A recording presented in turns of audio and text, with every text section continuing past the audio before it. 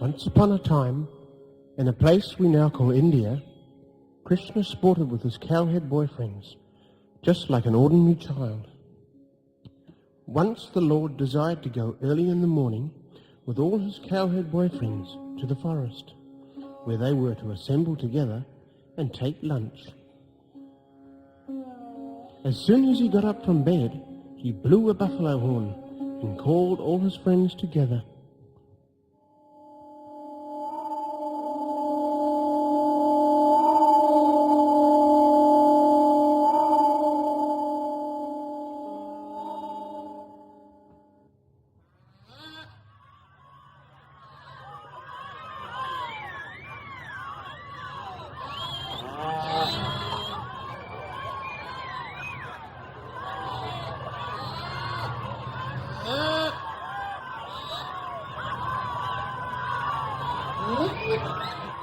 In this way, Lord Krishna assembled thousands of his boyfriends.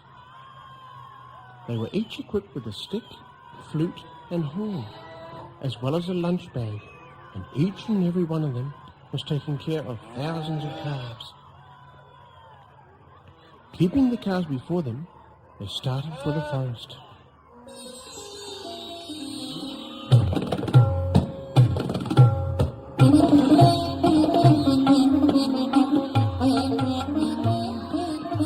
All the boys appeared very jolly and happy on that excursion. Each and every one of them was attentive for his personal calves. The boys were fully decorated with various kinds of golden ornaments, and out of sporting propensities, they began to pick up flowers, leaves, twigs, peacock feathers, and red clay from different places in the forest, and they began to dress themselves in different ways. While passing through the forest, one boy stole another boy's lunch and passed it to a third, and when the boy whose lunch was stolen found out, he tried to take it back, but they continued to pass it from one boy to another.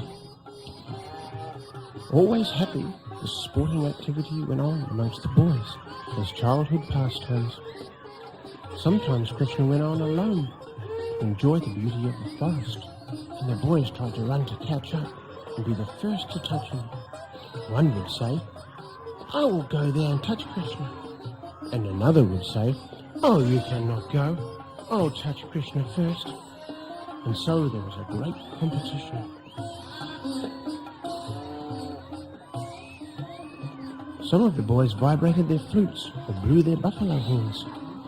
Some followed the peacocks and imitated the poetic sounds of the cuckoo, while others danced with the peacocks, and some ran after shadows of the birds. Some of the boys pulled the tails of the monkeys and played with them, following them from tree to tree. And when a monkey would show its teeth, a boy would show the monkey his teeth. Some of the boys played with frogs on the bank of the Yamuna, and when the frogs jumped in the water, the boys dove in after them. Some of the boys laughed at the shadows and made fun of them. They would also go to an empty well and make loud sounds, and when this echo came back, they would call it ill names and laugh. While Krishna was enjoying his childhood pastimes in this way, a powerful and terrible demon by the name of Aghasura watched over them.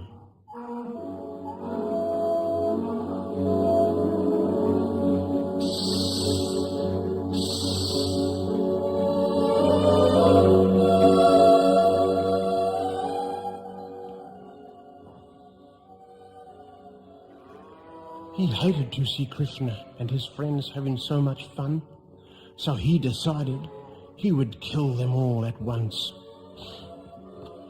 This demon struck terror even into the hearts of the denizens of heaven, and they were afraid of him.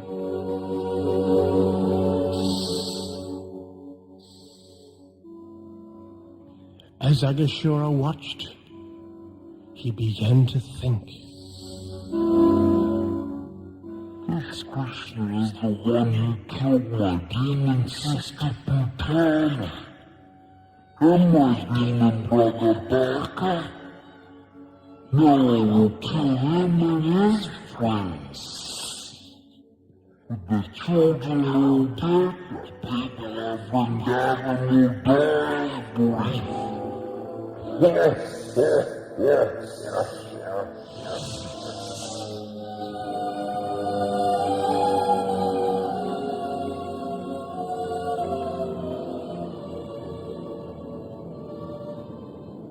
Then the terrible demon grew longer and longer until he was 8 miles long.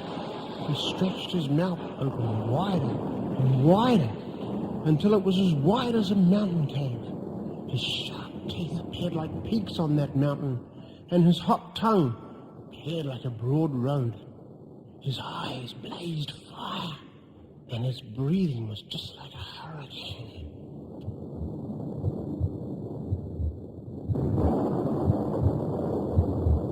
Aga decided to swallow Krishna and the boys all at once. So he sat on the path and waited.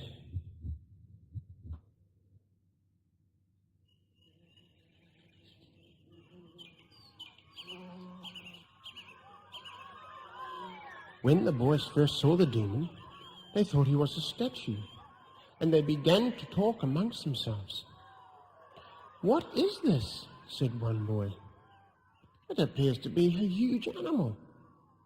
He looks like he wants to swallow us all." "Just see," said another. "Isn't it a big snake that has opened his mouth wide just to eat all of us?" "His breath is a fierce hot wind," said a third boy. "And the fishy bad smell from his mouth must be the smell of his intestines. But he cannot swallow all of us at once, and even if he did, Krishna would kill him." So unafraid, the boys marched right into the mouth of the demon. But Aga waited for Krishna.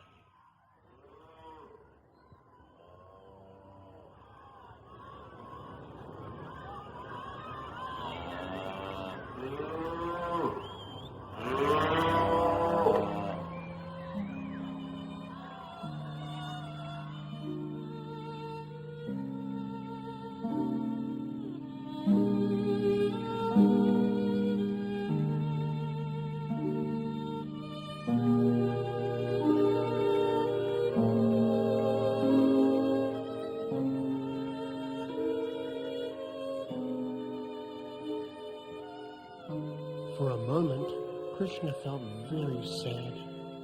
His friends were lying in the belly of a great serpent. "Oh, how will I save them?" he wondered. Then Krishna decided he would enter Aga's mouth also. All the demigods hiding in the clouds were afraid, and they cried out, "Alas! Alas! Alas!"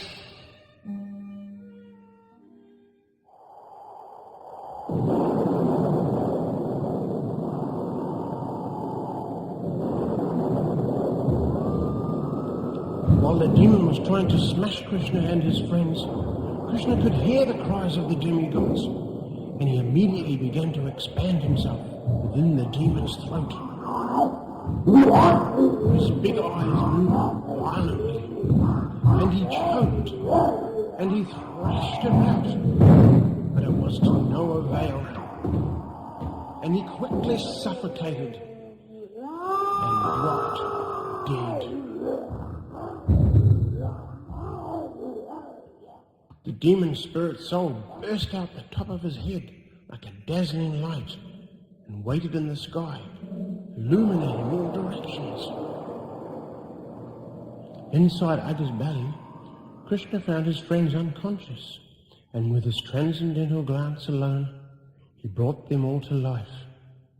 Then they all marched out of the demon's mouth. The demigods became overwhelmed with joy and began to shower flowers on Krishna, and thus they worshipped him. Suddenly, Aga's dazzling spirit soul merged into the body of Krishna. The denizens of heaven began to dance in jubilation, and the denizens of Gandharva began to offer various kinds of prayers, and beat drums, and recite Vedic hymns. All the devotees of the Lord began to chant the words, "Jaya, Jaya, All glories to Krishna. All glories to Krishna.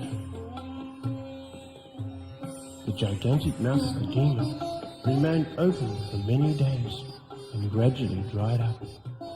It remained a spot for the pleasure pastimes for all the cowherd boys and calves.